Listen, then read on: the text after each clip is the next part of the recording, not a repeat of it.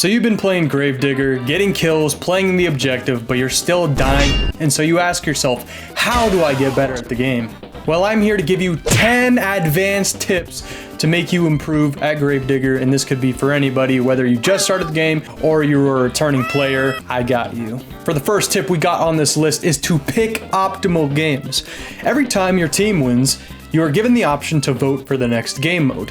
While it usually doesn't matter what you pick, certain modifiers or game modes can severely impact your team. For example, hard rocks. Nobody likes hard rocks. Another thing, if you're picking the assault game mode, defending is a lot easier than attacking.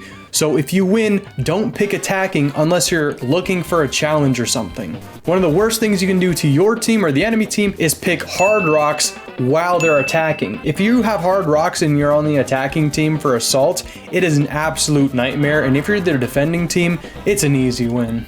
For the next tip we have is to play around dreadnought, and what I mean by this, if you notice you're stomping the enemy team in the compounds game mode, you should try to stop, as the enemy will get a dreadnought and you risk losing the game, and nobody wants to lose. Instead, what you should be doing is you should allow the enemy team to capture the points until you get under 300 tickets. This will deny the dreadnought and you can just recapture the point right after that. For those who are unaware, the dreadnought will spawn under 80 tickets and below when the enemy team has 300 tickets and above. The losing team will get a dreadnought.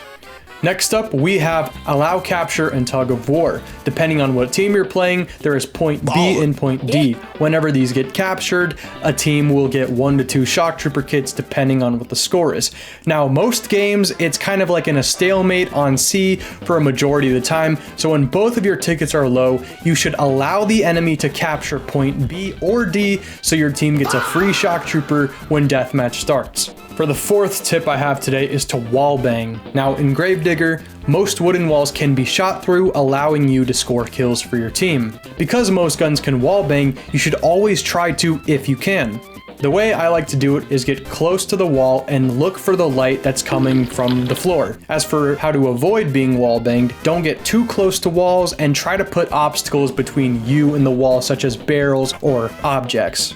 Number 5, value shock troopers. Now, I know this sounds kind of obvious, but shock troopers are incredibly valuable, and so for that reason, you should be playing them like you have one life, because you do.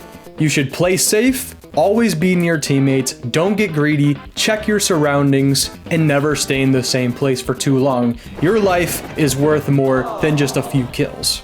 For the next tip we have is to watch the respawn timer. Most games, the timer can be anywhere of a maximum of 25 or 45 seconds. You can strategically use this to your advantage. If your respawn timer is low, you can be more riskier, more aggressive, because you're going to respawn in a few seconds. If you kill an enemy while the respawn timer just happened, well, congrats, now he has to wait like 30 seconds before he can play the game. Same with you. Don't make a risky play when you just got reinforcements, because that means you're going to be sitting for 45 seconds at the spectate screen.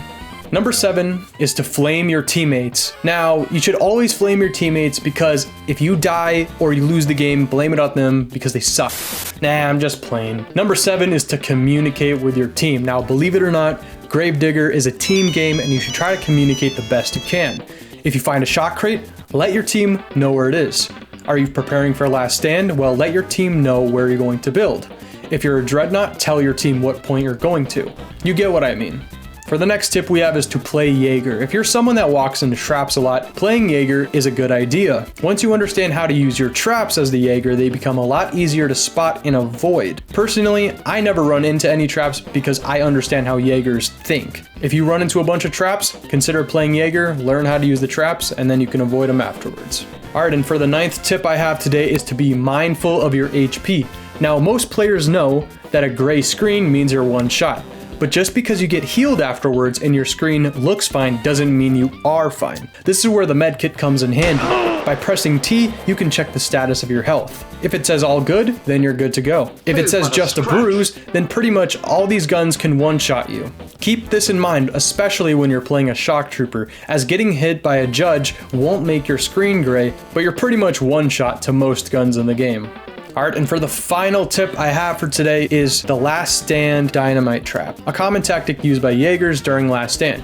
What you do is you place dynamite on these side entrances, so when the enemy digs around, they're going to be greeted with an explosion.